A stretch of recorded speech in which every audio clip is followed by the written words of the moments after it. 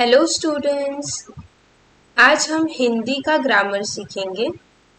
हिंदी के ग्रामर में जो आज का हमारा टॉपिक है वो है विराम चिन्ह।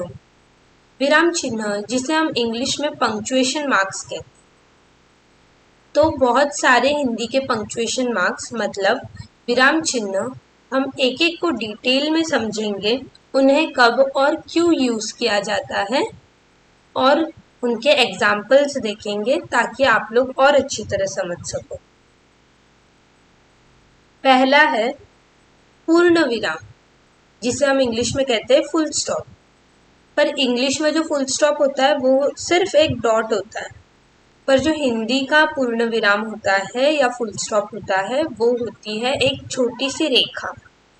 हमारा जब कोई वाक्य पूरा हो जाता है तो उसके आगे हम छोटी सी एक रेखा लगा देते हैं, उसे हम हिंदी में पूर्ण विराम कहते हैं।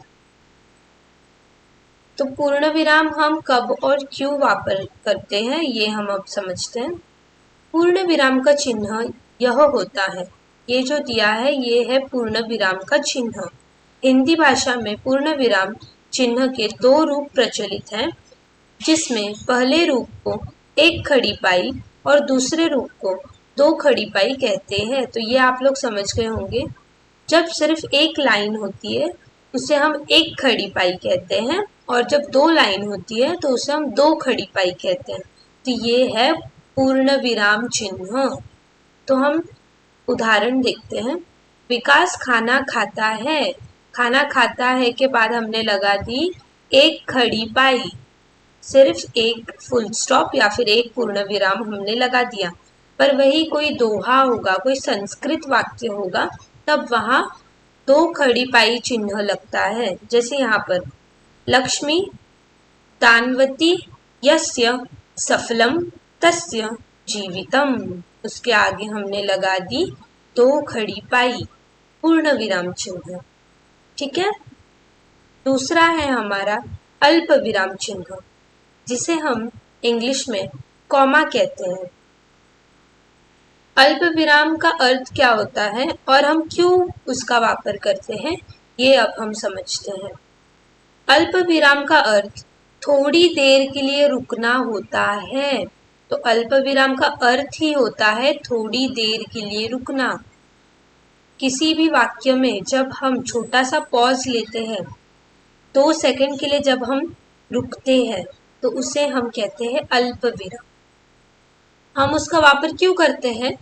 जब किसी वाक्य में दो से अधिक समान पदों, वाक्यांशों या जहां संयोजक, अव्यय और का प्रयोग हो सकता हो, वहां पर अल्प विराम का प्रयोग होता है। ठीक है। तो अल्प विराम का प्रयोग कहाँ पर होता है? जहां पर दो से अधिक समान पद हो, सामान्य पद हो, वाक्यांश हो या जहां पर संयोजक, अव्यय और का प्रयोग हो सकता है, वहां पर हम अल्प विराम, जिसे हम इंग्लिश में कॉमा कहते हैं, इसका वापर करते हैं। जैसे चाय, बिस्किट, नमकीन और शक्कर लेते आना। तो इस वाक्य को अगर मैंने ऐसे कहा, चाय, बिस्किट, नमकीन और शक्कर लेके आना, तो हमें समझ ही नहीं आएगा कि हम क्या कह रहे हैं। सामने वाला इंसान जब हमें ये कह रहा है तो हम समझ ही नहीं पाएंगे कि वो क्या कहना चाहता है।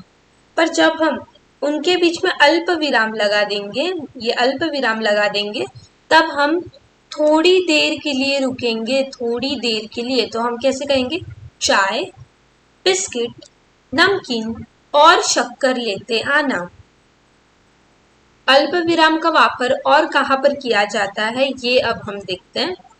अल्प विराम का प्रयोग उद्धरण चिन्ह से पहले किया जाता है। तो उद्धरण चिन्ह क्या होता है ये इस वीडियो में आप आगे देखोगे, पर यहाँ पर मैं बताती हूँ, ये जो है डबल इन्वर्टेड कॉमा जिसे हम इंग्लिश में कहते हैं, इसे हम हिंदी में उद्धरण चिन्ह कहते हैं। तो अल्प विराम का प्रयोग उद्धरण चिन्ह से पहले किया जाता है। तो उद्धरण चिन्ह जहाँ पर आता है उससे पहले अल्प विराम चिन्ह का प्रयोग किया जाता है। जैसे माँ ने कहा मुझे तुम पर गर्व है। तो माँ ने कहा, यहाँ पर आया अल्प विराम, तो हम कुछ समय के लिए ठहरे, कुछ सेकेंडों के लिए ठहरे माँ ने कहा, मुझे तुम पर गर्व है। तो मुझे यहाँ पर लगा है उद्धरण चिन्ह। ठीक है। और कहाँ पर किया जाता है? शब्दों एवं वाक्यांश की पुनरावृत्ति होने के साथ साथ उन पर विशेष बल देने के लिए अल्पविराम चिन्ह का प्रयोग किया जाता है। ठीक है।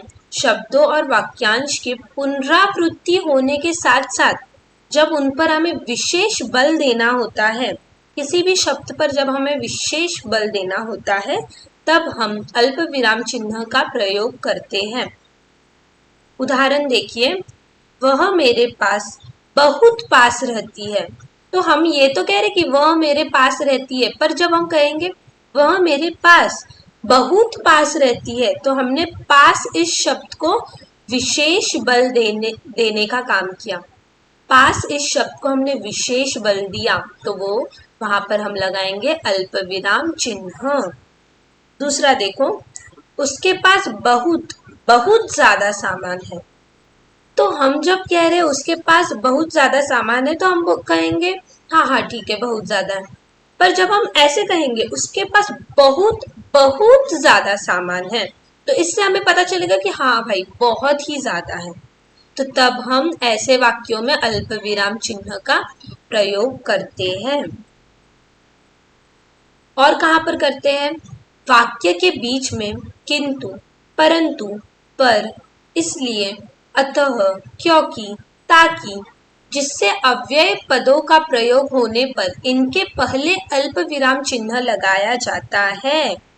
तो किसी भी वाक्य के बीच में जब किंतु, परंतु, पर, इसलिए, अतः, क्योंकि, ताकि ये शब्द जब लगते हैं, उनके प्रयोग होने पर इनके पहले, तो ये देखो ये किंतु है, ये इसलिए है, तो इनके पहले हम अल्पविराम चिन्ह लगाते हैं। ठीक है।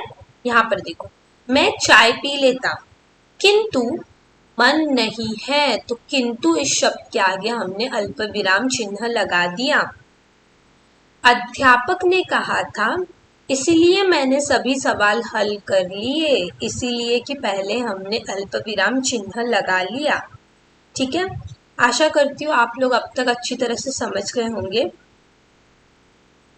अब हम समझते हैं प्रश्नवाचक चिन्ह।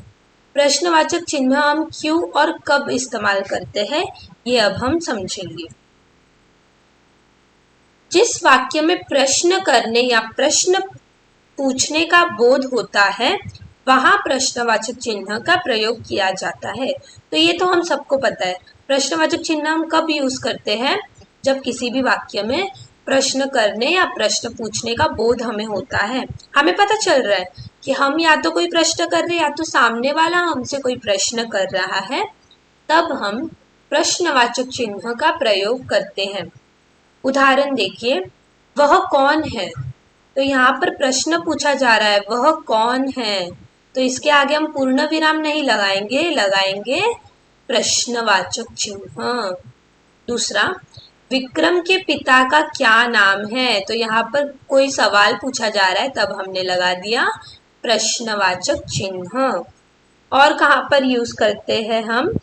एक ही वाक्य में अनेक प्रश्नवाचक उपवाक्य हो और सभी एक प्रधान उपवाक्य पर आश्रित हो, तो प्रत्येक प्रश्नवाचक उपवाक्यों के अंत में अल्पविराम चिन्ह लगाकर सबसे अंत में प्रश्नवाचक चिन्ह का प्रयोग किया जाता है।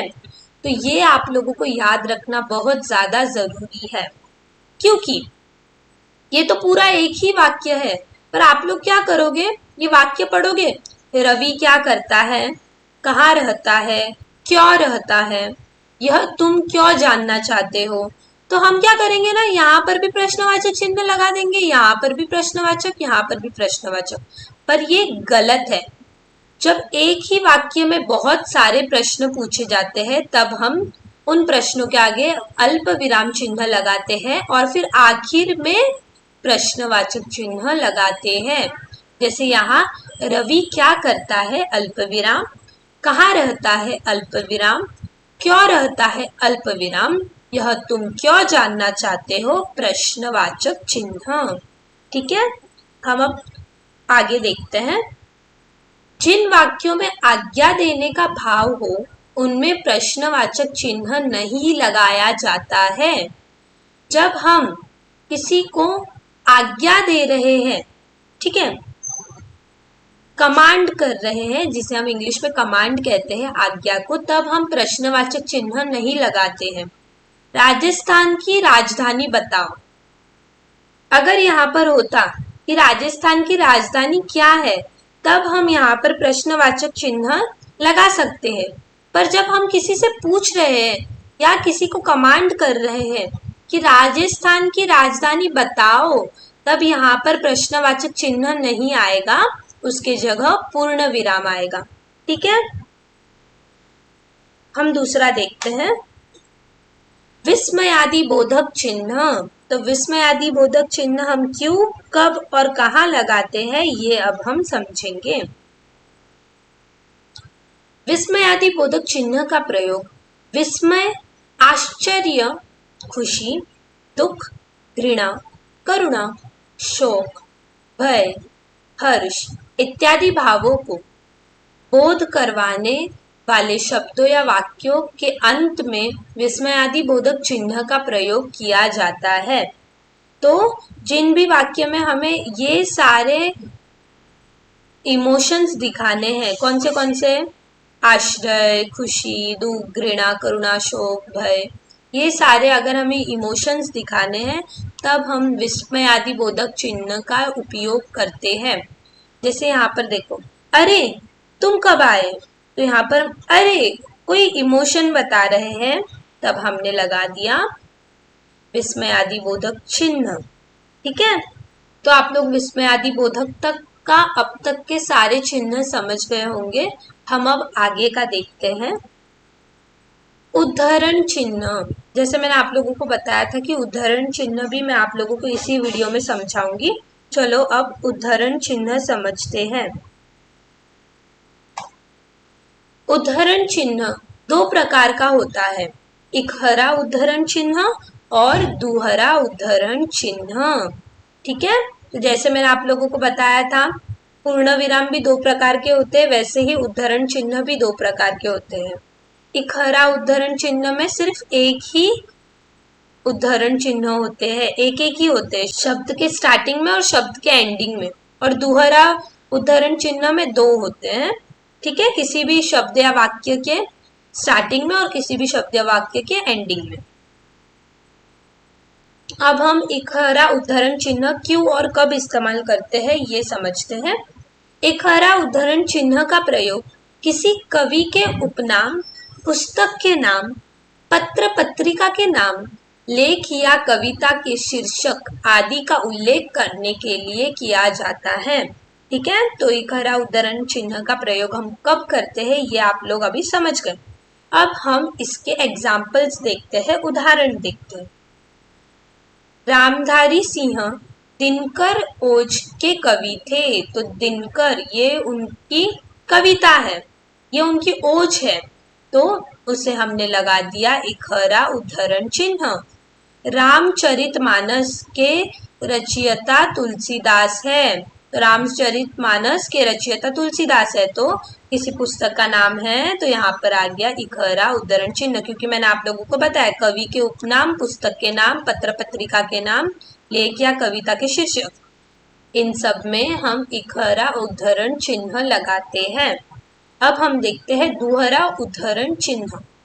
किसी महत्वपूर्ण कथन या कहावत का उल्लेख करने के लिए दुहरे उद्धरण चिन्ह का प्रयोग किया जाता है। जैसे मैंने उससे कहा निकल जाओ। दुहरा उद्धरण चिन्ह हम ज्यादातर कब इस्तेमाल करते हैं, जब कोई बात कर रहा हो और हमें वो लिखना होता है कि इसने इससे कहा ऐसा, तो ऐसा वो जो भी कह रहा है कि निकल जाओ, तो तब हमने लगा दिया दुहरा उद्धरण चिन्ह। ठीक है, नेक्स्ट है अर्ध विराम चिन्ह। अर्ध विराम चिन्ह हम क्यों और कब इस्तेमाल करते हैं। एक प्रधान उपवाक्य पर अनेक आश्रित उपवाक्य होने पर अर्ध विराम का प्रयोग किया जाता है। अर्ध विराम का प्रयोग कब किया जाता है, जब उपवाक्य पर अनेक आश्रित उपवाक्य होते हैं। एक उपवाक्य है और उसके अनेक और भी उपवाक्य आएंगे तो उन्हें तब हम इस्तेमाल करते हैं अर्धविराम चिन्ह का। जिसे यहाँ पर देखो, सूर्योदय हुआ, अंधकार दूर हुआ, पक्षी चहचहाने लगे और मैं सुबह घूमने चला गया। तो यहाँ पर देखो, सूर्योदय हुआ, अंधकार दूर हुआ, तो ये दो उपवाक्य है, उसके आगे और उपवाक्य लग गए, तब हमने अर्धविराम चिन्ह का उपयोग किया। और कहाँ पर उपयोग करते हैं अर्धविराम चिन्ह का? मिश्र वाक्यों तथा संयुक्त वाक्यों में विपरीत अर्थ प्रकट करने वाले वाक्यों के मध्य विराम के लिए अर्धविराम का प्रयोग किया जाता है। तो मिश्र वाक्य या संयुक्त वाक्य, मिश्र वाक्य और संयुक्त वाक्य होते क्या है, इसकी एक अच्छी तरह से वीडियो आपको हमारे चैनल पर मिल जाएगी, आप लोग देख सकते हैं। मिश्र वाक्यों तथा संयुक्त वाक्यों में विपरीत अर्थ प्रकट करने वाले वाक्यों के मध्य में विराम के लिए अर्धविराम का प्रयोग किया जाता है। तो यहाँ पर देखो, जो पेड़ों को पत्थर मारते हैं वे उन्हें फल देते हैं। यहाँ पर हमने अर्धविराम चिन्ह का प्रयोग किया। अब हम सीखेंगे योजक विराम चिन्ह। योजक विराम चिन्ह हम क्यों और कब इस्तेमाल करते हैं? हिंदी में दो शब्दों को जोड़ने के लिए योजक चिन्ह का प्रयोग किया जाता है। कोई भी दो शब्दों को जब हमें जोड़ना होता है तब हम योजक विराम चिन्ह का प्रयोग करते हैं। ठीक है, देखो यहाँ पर उदाहरण, माता पिता। तो माता पिता, इन दो शब्दों को हमने योजक विराम चिन्ह के द्वारा जोड़ा है। पाप पुण्य, पढ़ना लिखना, स्वर्ग नरक इत्यादि। अनिश्चित संख्यावाचक विशेषण में योजक चिन्ह का प्रयोग किया जाता है। जब हमें पता ना हो कि संख्या कितनी है, संख्यावाचक विशेषण मतलब जो भी हमें संख्या बतानी है वो कितनी है, तब हम योजक चिन्ह का प्रयोग करते हैं। जैसे बहुत साधन, तो बहुत साधन, यहाँ पर दो बार हमने योजक चिन्ह लगाया क्योंकि हमें संख्या नहीं पता है कितना है, तो हमने कह दिया बहुत साधन, तो वहां पर हमने योजक चिन्ह लगा दिया। कम से कम, तो कम से कम पर कितना कम, ये हमें संख्यावाचक विशेषण नहीं पता, तो हम कह रहे हैं कम से कम, तो यहाँ पर हमने लगा दिया योजक विराम चिन्ह। और कहाँ पर हम इस्तेमाल करते हैं? पुनरुक्त शब्दों के बीच में भी योजक चिन्ह का प्रयोग किया जाता है। तो पुनरुक्त शब्द जो होते हैं, पुनरुक्त शब्द का अर्थ होता है जब कोई भी दो शब्द हमें लगातार वापरने हो, मतलब एक ही शब्द हमें दो बार कहना हो, तीन बार कहना हो, तब हम उनके बीच में योजक विराम चिन्ह लगाते हैं। जैसे यहाँ देखो, पात पात, दाल डाल, धीरे धीरे, तो यहाँ पर हमने लगा दिए योजक विराम चिन्ह। आशा करती हूँ आप लोग अच्छी तरह से समझ रहे हैं। अगर आपको ये वीडियो पसंद आ रहा है तो प्लीज लाइक करें और हमें कमेंट में बताएं। विवरण चिन्ह, तो अब हम समझते हैं विवरण चिन्ह क्या होता है, जिसे हम इंग्लिश में कहते हैं साइन ऑफ कोलन डैश। विवरण चिन्ह का प्रयोग किसी वाक्य के आगे कई बातें क्रम में लिखने के लिए किया जाता है। तो विवरण चिन्ह का प्रयोग हम कब करते हैं? जब हमें कोई भी वाक्य में कोई भी शब्दों को क्रम में लिखना होता है, मतलब एक के बाद एक लिखना होता है, तब हम विवरण चिन्ह का प्रयोग करते हैं। जब किसी के द्वारा कही हुई बातों को स्पष्ट करना हो या फिर उसका विवरण प्रस्तुत करना हो तो वाक्यों के अंत में इस चिन्ह का प्रयोग किया जाता है। या फिर किसी की कोई बात को अगर हमें स्पष्ट करना है तब हम विवरण चिन्ह का प्रयोग करते हैं। तो यहाँ पर आप लोग एग्जाम्पल देखिए, उदाहरण देखिए। पुरुषार्थ चार है, धर्म, अर्थ, काम और मोक्ष। तो यहाँ पर हमने विवरण चिन्ह क्यों लगाया? क्योंकि हमें कोई बात स्पष्ट करनी थी कि वो चार कौन कौन से हैं, तो उसके आगे हमने लगा दिया विवरण चिन्ह और लिख दिया धर्म, अर्थ, काम और मोक्ष। अब हम समझते हैं समानता सूचक चिन्ह या फिर तुल्यता सूचक चिन्ह, जिसे हम इंग्लिश में कहते हैं इक्वालिटी, ये वाला चिन्ह। ठीक है, किन्हीं दो शब्दों या वाक्यांशों के मध्य समता या बराबरी दर्शाने के लिए तुल्यता सूचक चिन्ह का प्रयोग किया जाता है। किन्हीं भी दो शब्द या वाक्यांशों के बीच में समानता या बराबरी जब हमें दिखानी होती है कि ये दो शब्द या ये दो वाक्य समान हैं, ठीक है, तब हम समानता सूचक चिन्ह या फिर तुल्यता सूचक चिन्ह का प्रयोग करते हैं। जैसे यहाँ देखो, बद का मतलब होता है बुरा, तो यहाँ बद और बुरा ये दोनों समान है। बद और बुरा दोनों का मतलब सेम होता है, तो इसलिए हमने यहाँ पर लगा दिया समानता सूचक, जिससे हमें पता चल रहा है कि समानता या बराबरी है इन दो शब्दों में, ठीक है। बल शक्ति, तो बल और शक्ति दोनों सेम है, दोनों का अर्थ पूरी तरह से सेम है, इसीलिए बल, उसके आगे हमने लगा दिया समानता सूचक चिन्ह और शक्ति। तीसरा है बिना रहित, तो बिना और रहित का जो मीनिंग है, जो शब्दार्थ है वो सेम है, इसीलिए हमने उन दोनों के बीच में लगा दिया तुल्यता सूचक चिन्ह या फिर समानता सूचक चिन्ह। लोप सूचक चिन्ह, तो अब हम समझते हैं लोप सूचक चिन्ह क्यों और कब वापरा जाता है, जिसे हम इंग्लिश में एलिप्सिस मार्क कहते हैं।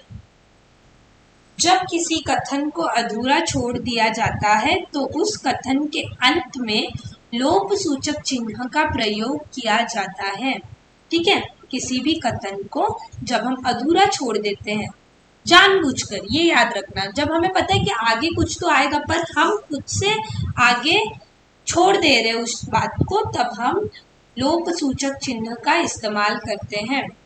जैसे यहाँ पर देखो, मैं यह कह रहा था कि, और आगे हमने लगा दिया लोप सूचक चिन्ह।